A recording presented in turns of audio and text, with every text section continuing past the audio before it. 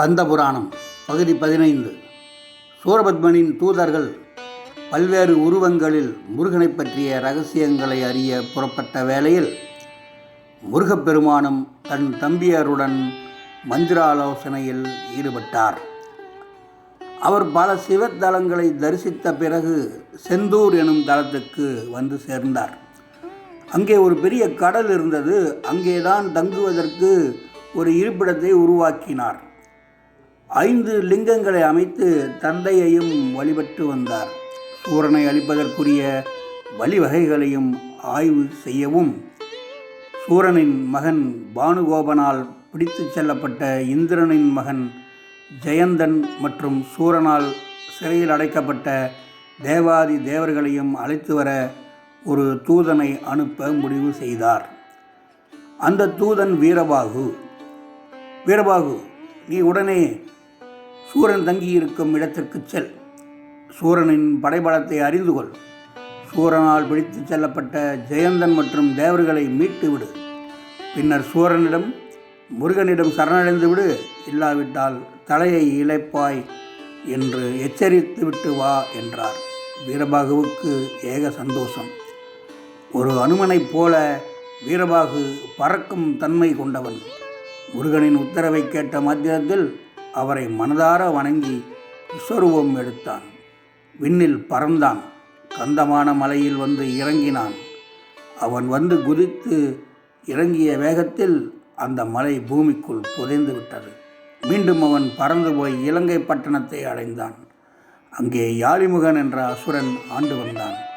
அந்த அசுரனின் படைத்தளபதி வீரசிங்கன் பறந்து செல்லும் வீரபாகுவை பார்த்து, டேய் நில், நீ யார், எங்கே போகிறாய் என்றான். வீரபாகு சற்றும் கலங்காமல், நான் வெற்றிவடி வேளனின் வீர தளபதி வீரபாகு. சூரபத்மனின் அரண்மனையை நோக்கி வடிவேளனின் தூதுவனாகச் சென்று கொண்டிருக்கிறேன். நீ உன் வழியில் போ என்றான். வீரபாகுவை அவன் தடுத்தான். எங்கள் அசுர குலத் தலைவரை பார்ப்பதற்கு கேவலம் நீ செல்வதா? உன்னை ஒழித்துவிட்டு மறுவேளை பார்க்கிறேன் என்று கூறி பானங்களை தொடுத்தான். அத்தனை அஸ்திரங்களையும் பொடி பொடியாக்கிய வீரபாகு முதலில் வீரசிங்கனின் படைகளை ஒழித்தான். பின்னர் வீரசிங்கனின் இலங்கை பட்டணத்தில் குதித்தான். அவன் குதித்த வேகத்தில் அந்த பட்டணமே பூமிக்குள் புதைந்து விட்டது. ஏராளமான அசுரர்கள் இறந்தனர். அங்கிருந்து தப்பித்த யாழிமுகனின் மகன் அதிவீரன் என்பவன் வீரபாகுவிடம் போர் புரிய ஓடி வந்தான். அவனது ஆயுதங்களை எல்லாம் சுக்குநூறாக்கிய வீரபாகு அதிவீரனை கொன்றான். பின்னர் சூரபத்மன் வசித்த வீரமகேந்திர பட்டணத்தை வந்தடைந்தான்.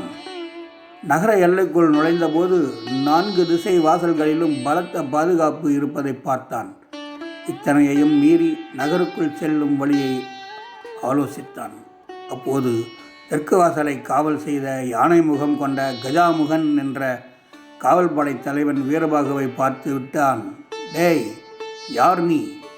தேவர்களின் ஏவலாளியா? பாதுகாப்பு மிக்க இந்த பட்டணத்துக்குள் எப்படி நுழைந்தாய்?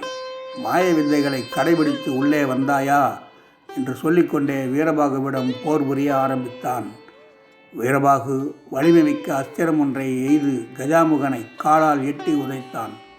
வலி தாங்காமல் புரண்ட கஜாமுகன் உயிரை இழந்தான். பின்னர் தனது உருவத்தை சுருக்கி நிஜ உருவம் எடுத்த வீரபாகு ஒரு கோபுரத்தின் மீது ஏறி நின்று மகேந்திரபுரியை நோட்டமிட்டான். மிக அற்புதமாக வடிவமைக்கப்பட்டிருந்த அந்த நகரின் அழகு அவனை கவர்ந்தது. ஓரிடத்தில் இருந்த சிறைச்சாலையில் ஒரு அறையில் தேவர்களும் ஒரு அறையில் தேவ மாதர்களும் அடைக்கப்பட்டிருந்ததை பார்த்தான். இவர்கள் சூரபத்மனால் தண்டிக்கப்பட்டவர்கள். தனக்கு பணியாத தேவர்களின் கைகளையும் கால்களையும் வெட்டினான் சூரபத்மன். அவை உடனே முளைத்துவிட்டன. தேவர்கள் ஏற்கனவே அமிர்தம் பருகியவர்கள் என்பதால் இத்தகைய நிலை ஏற்பட்டது என்பதை புரிந்து கொண்ட சூரன் அங்கிருந்த சிறையில் அவர்களை அடைத்து விட்டான்.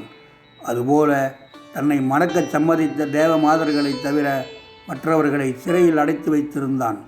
அவ்வூரில் குவியும் குப்பையையும் தூசுகளையும் வாயு பகவான் காற்று வீசி ஒரே இடத்தில் கொண்டு சேர்க்கும் துப்புரவு பணியை செய்து கொண்டிருந்தான்.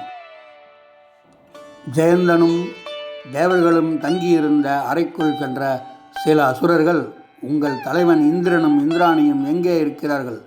சொல்லாவிட்டால் சித்திரவதை செய்வோம் என்று கூறி அவர்களை சித்திரவதை செய்தனர். அவர்கள் சென்றதும் ஜெயந்தன் வேதனை தாழாமல், லோகநாயகரான சிவபெருமானே, எங்களை ஏன் இப்படி வதைக்கிறீர்கள்? எங்களை காப்பாற்ற யாருமே இல்லையா? என் தாயும் தந்தையும் எங்கிருக்கிறார்களோ? அவர்கள் என்னவெல்லாம் துன்பம் அனுபவிக்கிறார்களோ என்று புலம்பினான்.